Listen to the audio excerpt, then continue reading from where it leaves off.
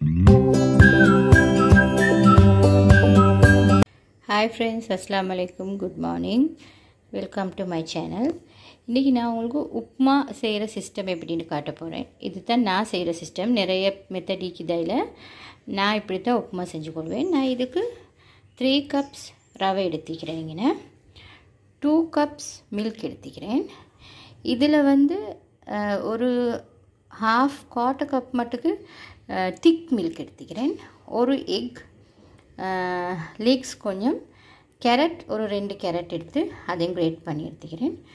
ஒரு big onion, 2 green chilli cut பண்ணி வச்சுக்கிறேன்.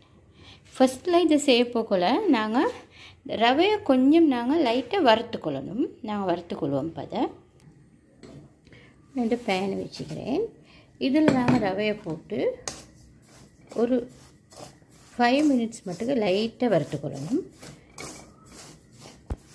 அந்த இதில் உள்ள அந்த பச்சை தன்மை போச்சுன்னா ஓகே, அது மட்டும் லைட்டாக வறுத்துக்கொள்ளணும். கலரெல்லாம் வர தேவையில்லை. உப்புமா நிறைய மெத்தடில் செய்யலும். ரவை உப்புமா ஒவ்வொரு மெத்தட் இருக்குது. வெஜிடபிள் போடாமலும் செய்யலாம், வெஜிடபிள் போட்டும் செய்யலாம். நான் இன்றைக்கி உங்களுக்கு வெஜிடபிள் மிக்ஸ் பண்ணி எப்படி செய்கிறேன்னு தான் காட்ட பார்க்குறேன். இன்னும் கொஞ்சம் இது வரப்படணும்.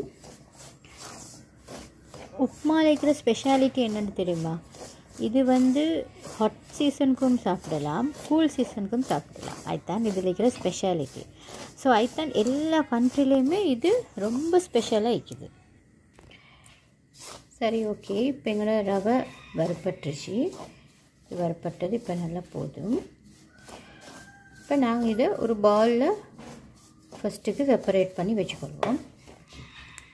எங்களோட ரவையை இப்போ நான் செப்பரேட் பண்ணி வச்சுக்கிறேன்.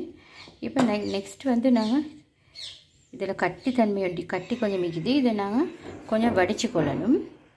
அடுத்தது வந்து சேம் இதே கடாய்க்கு நான் கொஞ்சம் கீ போட்டுக்கொள்கிறேன்.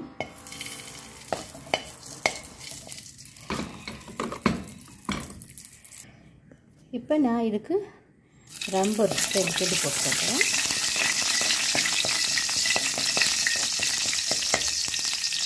கொஞ்சம் பொரிய போல்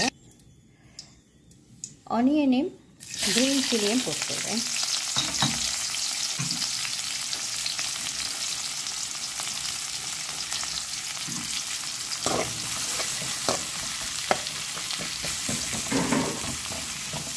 கொஞ்சம் இந்த ஆனியன் கொஞ்சம் வதங்கணும் லைட்டாக.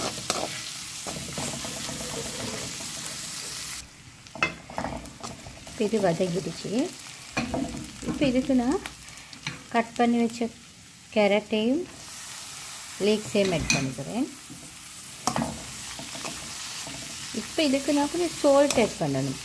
சால்ட், அடுத்தது வந்து பெப்பர் பவுடர் கொஞ்சம் ஆட் பண்ணால் போதும். சால்ட் கொஞ்சம் ஆட் பண்ணிக்கணும்.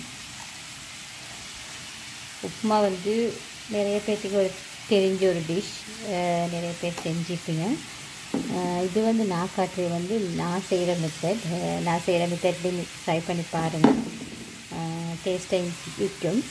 அடுத்து வந்து நான் இந்த பெப்பர் பவுடர் கொஞ்சம் ஆட் பண்ணிக்கிறேன். இதை நல்லா மிக்ஸ் பண்ணி கொஞ்சம் லைட்டாக தான் வதங்கிடணும், மிச்சம் வதங்க தரல. இது லைட்டாக வதங்கினா போதும். இது வதங்கினது போதும். இதை கொஞ்சம் இப்படி சைடு ஆக்கிட்டு இதில் எக்கை போட்டுக்கணும்.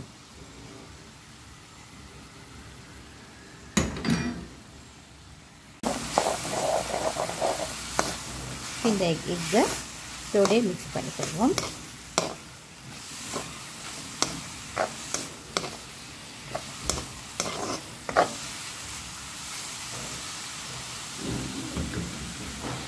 இப்போ இந்த எக் நல்லா வெந்துருச்சு தானே, இதோட இந்த வெஜிடபிள்ஸும் இப்போ இதை வதங்கினது போதும்.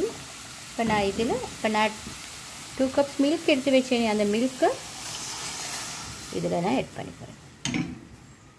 ஆட் பண்ணி இந்த மில்க் கொஞ்சம் கொதிக்க விடணும்.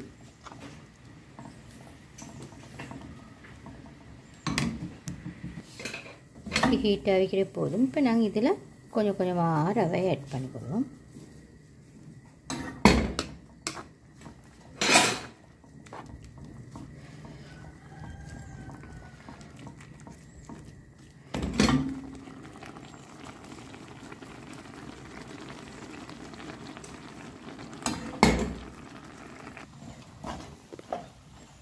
கொஞ்சம்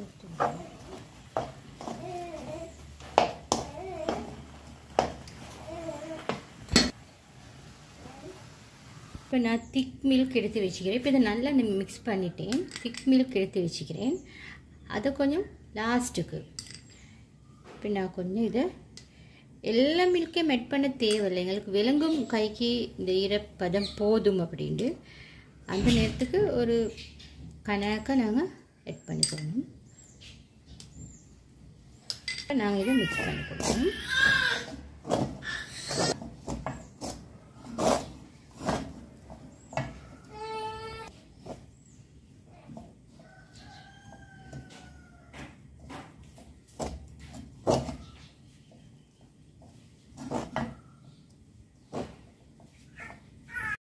பாருங்கள் ஃப்ரெண்ட்ஸ், என் உப்புமா நல்லா வந்திக்குது. நல்லா டேஸ்ட்டாகவும் மிக்குது.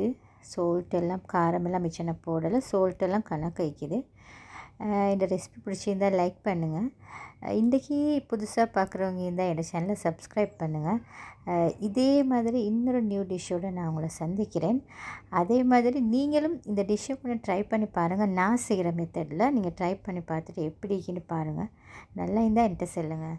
பாய் ஃப்ரெண்ட்ஸ், அஸ்ஸலாமு அலைக்கும்.